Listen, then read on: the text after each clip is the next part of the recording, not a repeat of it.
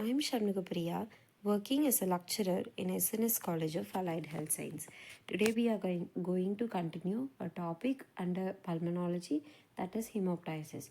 We have already seen about definition of hemoptysis, then causes of hemoptysis, which includes infectious causes, non-infectious causes, and other rare causes. Then we have also seen about the diagnostic features, that is, or diagnostic tests, that is medical history and physical examination, chest x-ray or CT scan, bronchoscopy and bronchoalveolar lavage, sputum analysis and culture, then pulmonary function test and other tests. Now we are going to continue with the treatment. So initial management of hemoptysis. Action: monitor the vital parameters. Registration of pulse oximetric oxygen saturation, respiratory and circulatory function, assessment of risk involved in interventional procedures and medicinal treatment.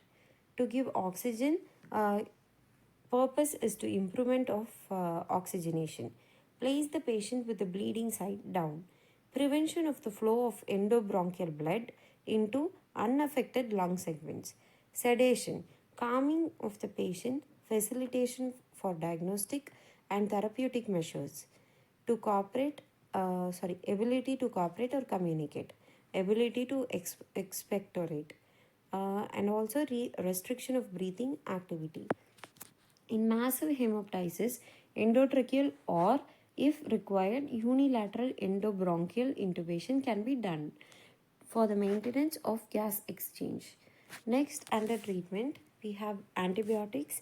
If the cause of hemoptysis is bacterial infection, such as pneumonia, antibiotics may be prescribed to help clear the infection and reduce the risk of further bleeding. Bronchodilators. In patients with chronic obstructive pulmonary disease, bronchodilators may be prescribed to help open up the airways and make breathing easier, which can reduce the risk of coughing and bleeding. Next, under treatment, we have corticosteroids. In patients with bronchiectasis or other inflammatory lung conditions, corticosteroids may be prescribed to help reduce inflammation and prevent further damage to the airways. Anticoagulants. In patients with pulmonary arteriovenous malformations, anticoagulants may be prescribed to help prevent blood clots and reduce the risk of further bleeding.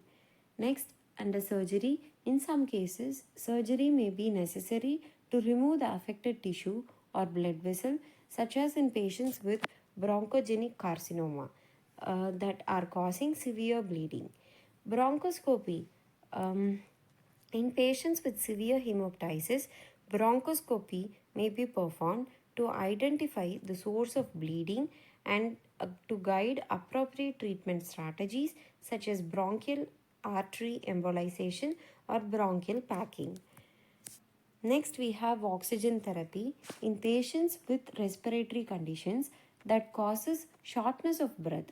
Oxygen therapy may be prescribed to help to improve the lung function and to reduce by the risk of coughing and reduce the risk of coughing and bleeding. Quitting smoking. Smoking is a major risk factor for many lung conditions that can cause hemoptysis, such as COPD and lung cancer.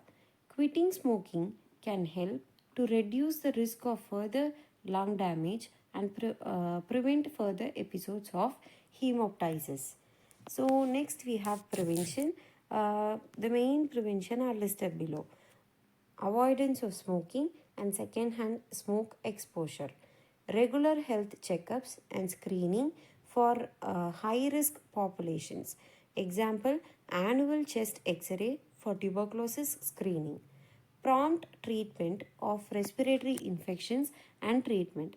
Example: antibiotics for pneumonia, cough suppressants for chronic cough. Then we have healthy lifestyle habits, that is regular exercise, balanced diet, stress management techniques.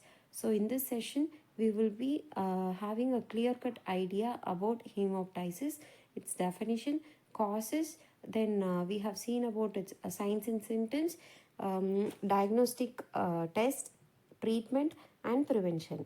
Thank you.